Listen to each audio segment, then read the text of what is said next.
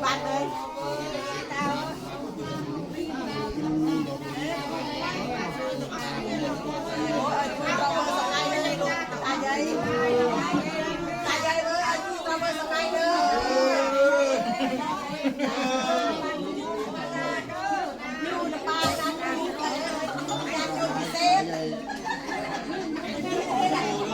อยากจนพิเศษ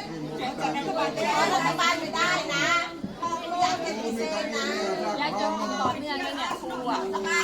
เจ้ารู้ไหมคุณต่อเนื่องต่อไปเมื่อไรนาโมงยังไงก็อ้อยกระเบิดครูพอใหญ่มันปิ้งจังจะเข้าเดียวกันพอสบายเนาะ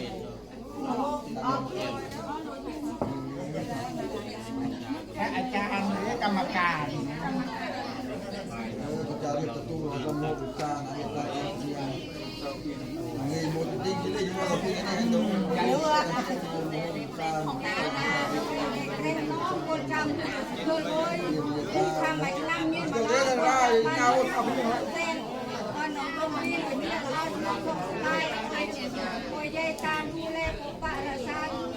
พอแบบพอเราเลิกแสกข้างกลายเป็นภาพเนาะตายเลยพอใหญ่ไปในโมง